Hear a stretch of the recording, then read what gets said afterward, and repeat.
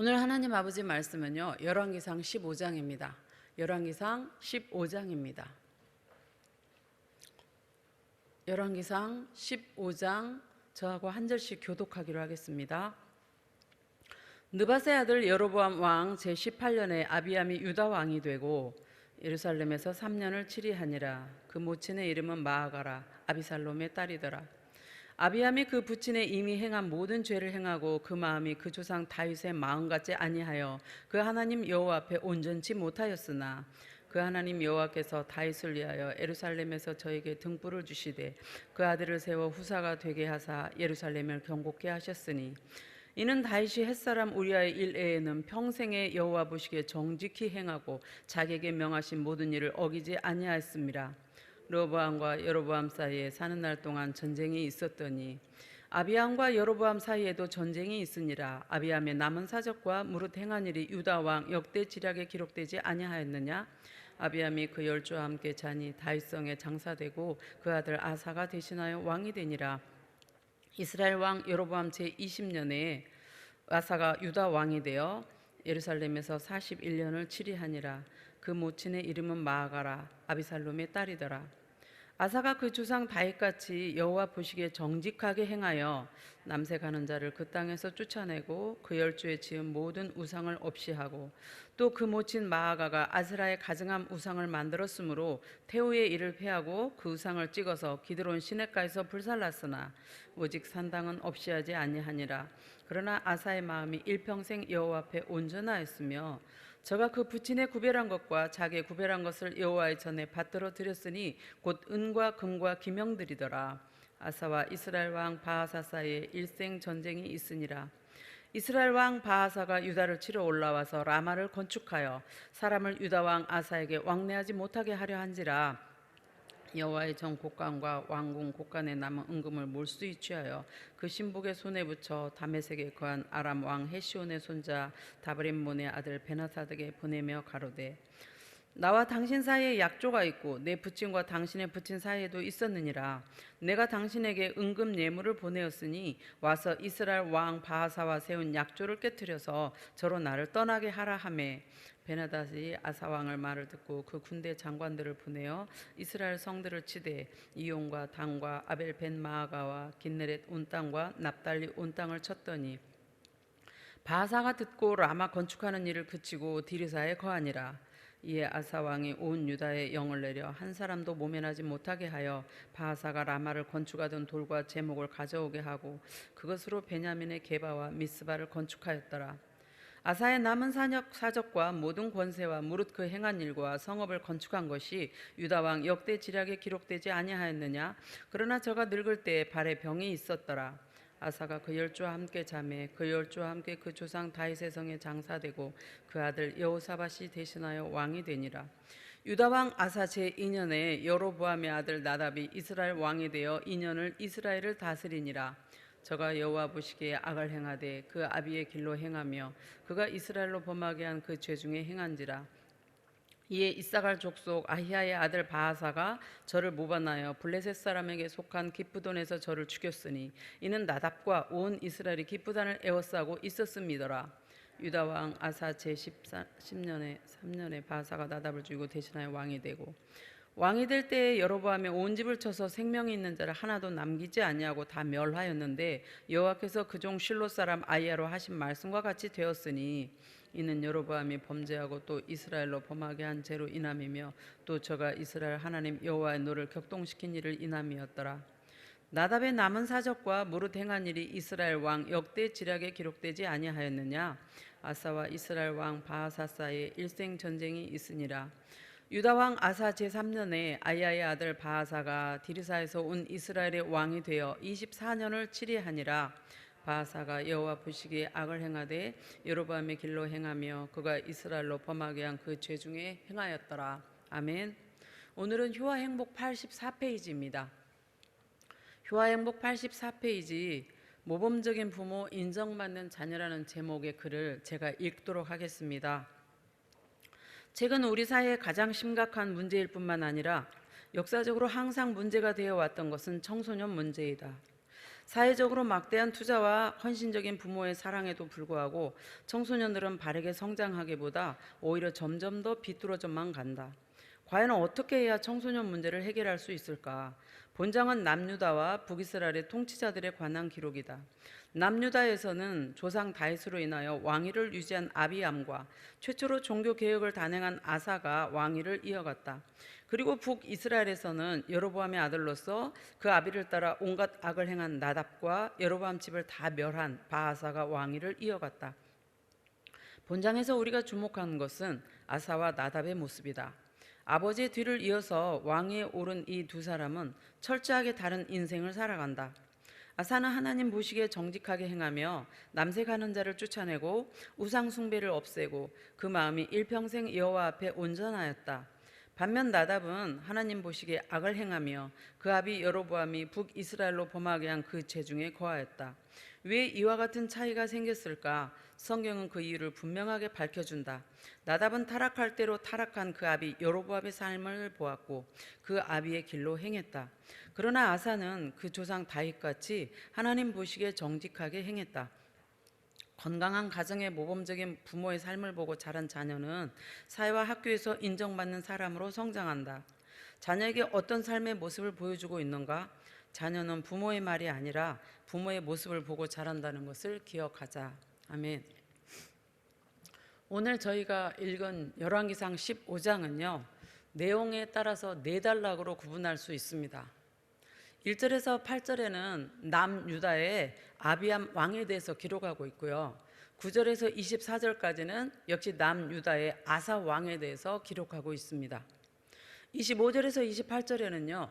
북이스라엘의 나답 왕에 대해서 이제 소개하고 있고요. 29절에서 34절까지는요. 북이스라엘의 바하사 왕에 대해서 기록하고 있습니다. 그러니까 남유다와 북이스라엘의 2대와 3대 왕들에 대한 소개가 오늘 열왕기상 15장에 쭉 나타나고 있는 거죠. 이 4명의 왕들 중에서 비교적 긍정적인 왕인 아사 왕이 있지만 그 나머지 3왕은 좀 악한 왕으로 기록되어 있습니다. 그래서 이 열왕기상 15장에서는 이 시간 비교적 긍정적이었던 아사 왕에 대해서 9절에서 14절까지만의 내용을 가지고 말씀을 함께 살펴보려고 합니다. 이스라엘이 원래는 통일왕국이었죠. 그런데 솔로몬의 죄로 인해서 남과 북으로 분단이 되었습니다. 북이스라엘은 초대 왕으로 여로보암이 왕이 되었고요. 남유다는 솔로몬의 아들 르호보암이 왕이 되었죠. 그래서 북이스라엘은 여로보암 1대, 2대가 나답, 3대가 바하사이고요. 그리고 남유다는 1대가 르호보암, 2대가 아비암, 3대가 아사 왕입니다. 3대까지 왕의 흐름을 잠깐만 보면 북이스라엘은 여로보암 그 악한 왕의 뒤를 이어서 아들 나답이 왕으로 올라온 지 쿠데타로 달려드는 그 바하사를 통해서 죽임을 당하고 이때 여로보암의 모든 혈통이 다 죽임을 당해버리죠. 여로보암 왕이 2대를 채 못 마치고 다 죽어버리는 그런 결과가 나오고요. 바하사는 그러니까 쿠데타로 올라간 그 북이스라엘의 바하사 왕은요 24년을 왕으로 있었는데 하나님 보시기에 굉장히 악한 그런 왕이라고 이제 오늘 열왕기상 15장 34절은 말씀하고 있습니다. 그럼 남유다는 북이스라엘과 달리 다윗의 후손으로만 쭉 왕이 돼요. 남쪽 유다는 뭐 쿠데타라든가 왕조가 바뀐다든가 이런 게 전혀 없습니다. 솔로몬의 아들 그 르호보암을 이어서 이대로는 그의 아들 아비암 왕이 세워지고요. 아비암은 3년간 통치하고 죽습니다. 그래서 그 아비암은요 할아버지 다윗과는 다르게 하나님께 충성하지 않고 그 아버지 르호보암의 죄를 따라 행한 좀 안타까운 왕으로 기록이 되어 있죠. 그리고 3대는 누구냐면 바로 아사인데 2대 아비암이 그렇게 악하게 행했음에도 하나님께서 계속 남유다를 쭉 하나의 혈통으로 가도록 하신 이유는 4절에 보니까 그 선한 왕, 정직했던 그 다윗 왕을 위에서 지켜주셨고 그의 후손들이 예루살렘에서 왕위를 이어가도록 해주셨다라고 이렇게 표현하고 있죠. 아비암의 뒤를 이은 왕이 3대 아사왕, 오늘 저하고 같이 이제 나눠볼 그런 왕입니다. 이 아사왕은요, 10절에 보니까 41년이나 되는 아주 긴 세월을 남유다를 통치합니다. 그는 왕이 되자 무엇부터 행하냐면요, 종교개혁부터 행합니다. 그래서 11절과 12절을 제가 쉬운 성경으로 읽어보면요, 아사는 그의 조상 다윗처럼 여호와께서 보시기에 올바르게 살았습니다. 그는 남자 창기들을 그 땅에서 쫓아버리고 그의 조상들이 만든 온갖 우상을 없애버렸습니다. 아사 왕은 아버지였던 그 아비왕과 전혀 다르게 조상인 다윗 왕처럼, 그러니까 할아버지 다윗 왕처럼 이제 하나님 보시기에 정직하게 살았다라고 11절에 말씀합니다. 그러니까 아사 왕은 하나님 보시기에 정직하고 올바르게 살았고요. 무엇보다 우상 숭배를 뿌리 뽑는데 앞장섰다라는 그런 이야기죠. 그가 남자 창기들을 땅에서 다 쫓아내버렸고요. 자기 조상들이 만들었던 온갖 우상들을 없애버렸다라고 이렇게 말하는데, 정말 오랜만에 참으로 시원한 표현이 이제 열왕기상 15장에 이렇게 나타나는 거죠. 아사가 우상을 깨끗하게 치워버리는 거, 없애버리는 거는 솔로몬 이후로 종교 혼합주의로 이렇게 가고 있었던 남유다를 오직 그 모든 것을 다 거부하고 이제는 하나님 중심의 삶으로 가겠다라고 하나님께 돌아가는 그의 의지를 나타내는 행동입니다. 그가 어느 정도로, 그 아사왕이 어느 정도로 우상 숭배를 철폐했느냐면 친할머니 마아가가 폐위를 당할 정도였습니다.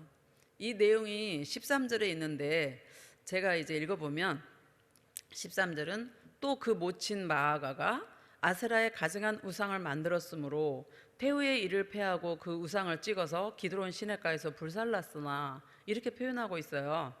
근데 여기서 한 가지 좀 이상한 부분이 있어요. 우리 15장 2절을 잠시만 볼까요? 15장 2절에 보면 아버지가 지금 아비암인데 아비암의 어머니가 누구라고 나타납니까? 압살롬의 딸인 마아가라고 나타나죠. 예. 그러니까 15장 2절에 그의 그 아비암, 아버지 아비암의 어머니가 압살롬의 딸 마아가라고 나타나는데, 그러면 아버지의 엄마니까 이 손자인 아사에게는 그 엄마가 누구로 나타나야 되죠? 할머니로 나타나야 되잖아요. 그런데 13절에 보면 누구 마아가라고 표현되어 있습니까? 모친 마아가. 이상하죠? 아버지한테도 엄마인데 손자한테도 엄마라고 표현이 돼 있어요. 그런데 이거가 궁금해서 영어 성경을 봤더니 영어 성경은 그랜드모더 할머니로 표현되어 있고요. 쉬운 성경과 현대어 성경에도 할머니라고 표기되어 있어요. 너무 이상하잖아요. 그래서 원어, 좀 이상할 땐 원어를 보는 게 제일 빠르거든요. 원어 히브리어 성경을 보니까 둘 다 뭐라고 표현했냐면 그 임모, 엄마라고 표현되어 있어요. 엄마, 임모. 히브리어로 임모, 엄마. 왜 그런가 봤더니 히브리식의 그 표현에서 엄마나 할머니는 구분이 없이 똑같이 임모라고 그렇게 표현되어 있어요. 그래서 먼저 번역된 개역성경, 우리가 보는 개역성경에는 엄마라고 이렇게 번역이 되어 있는가 하면, 이제 영어 성경, 현대어 성경, 쉬운 성경 뭐 등등에는 할머니라고 그렇게 표기가 되어 있다는 사실을 잠깐 건너 이렇게 짚고 갑니다. 그래서 많은 학자들이 추정하기를, 아마도 아버지가 3년밖에 통치를 안 하고 일찍 죽었잖아요. 그러니까 아비암 아버지가 죽고 나서 이 아사 왕이 올라왔을 때 그 할머니 마아가가 뒤에서 섭정한 거 아닌가라고 추정을 하고 있어요.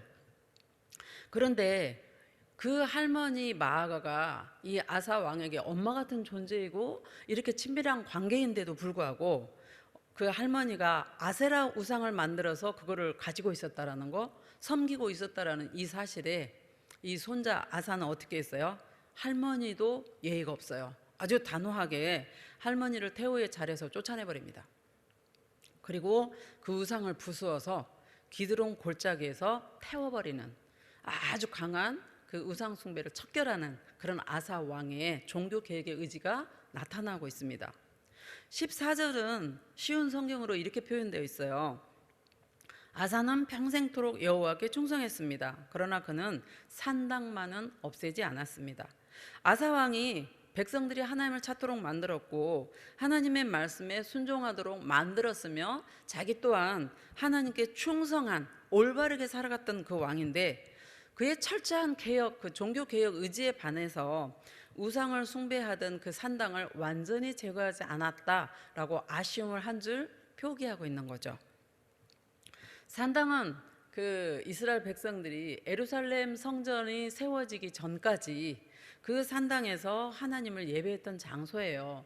그런데 종교 혼합주의가 나타나고 각종 우상들도 거기에서 섬겼죠. 그래서 솔로몬이 그 뒤로 솔로몬이 아버지 다윗 임금이 준비했던 그 모든 건축 재료를 가지고 예루살렘 성전을 세운 후로는 그 산당에 가서 예배하지 않고 예루살렘 성에 모여서 하나님께 제사하고 예배하던 곳이죠. 그래서 사실은 그렇게 따진다면 모든 산당을 폐해버려도 관계가 없는 그런 곳이지만 아사 왕은 산당을 완전히 폐하지 않았다. 그러니까 우상 숭배의 빌미를 조금은 남겨놓았다라는 그 아쉬움을 나타나게 합니다. 하지만 아사 왕이 평생도록 하나님께 충성했다, 올바르게 살았다. 이 평가는 굉장히 중요합니다. 그와 백성들이 오직 하나님만을 그 섬기도록 우상을 철폐한 이유는 철폐한 것은 정말로 충성스러운 아사 왕의 모습입니다.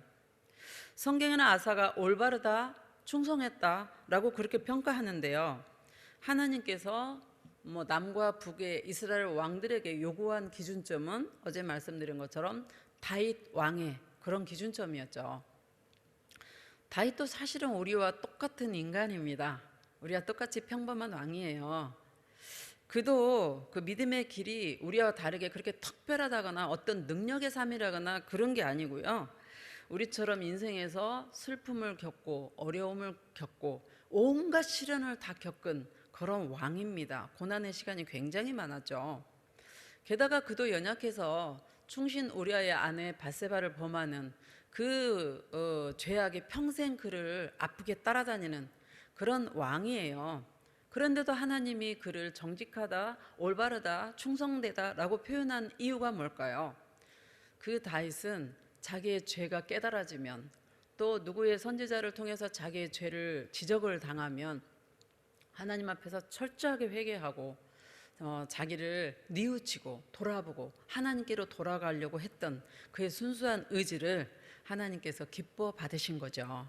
그래서 그의 눈물의 그 기도, 하나님과의 멀어지지 않으려고 그 몸부림치는 기도, 그 시편 51편에는 그렇잖아요. 나를 주님 앞에서 멀리하지 마시고 주의 성신을 내게서 거두지 말아달라고 굉장히 울부짖는 그런 다윗왕을 하나님께서 기뻐 받으셨기 때문입니다. 우리 역시도 하나님의 자녀이고요. 하나님께서 분명히 평가하십니다. 하나님은 우리의 어떤 부분을 보시고 평가하시고 우리가 이 다음에 하나님 나라 가면 상을 주실까요? 또 우리의 하나님 앞에서 그런 모습을 보고 이 세상에서 또한 하나님께서 땅에 기름진 것으로 우리에게 상을 주실까요? 어떤 부분이라고 생각하십니까? 하나님이 우리에게 선물로 주신 하나님 아버지의 말씀에 순종하는 삶입니다. 그래서 오늘 또 우리는 이 하루를 살아가는 동안 하나님이 우리에게 선물로 주신 하나님 아버지의 말씀에 순종을 하고 살아야 되는 거죠. 하나님 말씀대로 순종하려면요, 우리는 연약해가지고 그래 오늘부터 이제 정말로 말씀에 순종해야지 라고 한다 해서 말씀대로 막 순종되는 우리가 아니에요. 그래서 예전에는 작심 3일이란 말이 있고요, 요즘에는 그게 줄어서 작심 3시간 이렇게 말을 해요. 그거는 우리 인간의 의지가 이렇게 연약하다라는 걸 나타나고 있는데 우리는 어떻게 해야 하나님 말씀대로 순종하며 살아갈 수 있을까요? 은혜를 받아야 합니다. 은혜 없이는 우리는 살아갈 수가 없어요. 그래서 하나님이 하나님의 자녀된 그리스도인 우리가 은혜 없이 살아갈 수 없음을 아시고 늘 은혜를 준비하고 예비하고 계시고요. 그리고 은혜를 사모하는 자에게 은혜를 마음껏 베풀어 주십니다. 우리가 예수님을 믿고 하나님의 자녀가 되었다 해서 자동적으로 은혜가 우리에게 임한다거나 자동적으로 성령 충만함이 아니에요. 하나님은 만일에 그렇게 된다면 우리는 로봇 같은 존재가 될 뿐이죠. 그러면 하나님에게도 진짜 영광이 되지 않습니다. 하나님은 우리에게 무엇을 주셨냐면 자유의지를 허락해 주셨어요. 그 자유의지를 가지고 그래, 은혜 받아야 되겠다, 하나님께 영광 드려야지 라고 우리가 이렇게 잠을 깨고 내 몸을 쳐서 복종시키며 이 새벽 예배에 나와 하나님께 예배드리고 기도하고 말씀을 통해서 은혜 받으려고 하는 그런 우리의 행동이 수반되지 않습니까? 우리가 이렇게 내 자유의지를 하나님의 말씀에 복종시키며 은혜를 사모하고 또 갈망한 마음으로 예배드릴 때 그 말씀에서 은혜가 넘치도록 다가오는 거고요. 또 그 말씀에 순종하는 삶을 살도록 성령께서 우리에게 힘을 공급해 주시는 것입니다. 그래서 곧 성령 충만한 삶은요, 예수 그리스도를 닮아가는 삶이고, 또한 성령 충만한 삶은 하나님 말씀에 순종하는 삶입니다. 그래서 이렇게 우리가 하나님 말씀에 은혜를 받고 성령이 충만하면요, 우리 마음 가운데 있는 육체의 소욕을 이기게 되는 거죠. 이기고 하나님의 영광을 위해서 살아가는 그런 삶으로 날마다 예수 그리스도를 닮아가도록 변화되게 됩니다. 그래서 오늘 또 우리는 이 하루도 성령님을 의지하고 성령님만을 신뢰하고 말씀을 사모하면서 은혜 가운데서 예수 그리스도를 닮아가는 이 하루가 되기를 축복합니다. 우리의 자녀들 역시 우리가 성령 충만함으로 하나님 앞에서 살아가며 자녀들 앞에서 믿는 자로서의 그 성령님을 의지하는 삶을 살아간다면 자녀들이 누구를 보고 배웁니까? 오늘 말씀에 지금 크게 흐르는 줄기 가운데 하나가 부모의 삶을 자녀가 배운다라는 거거든요.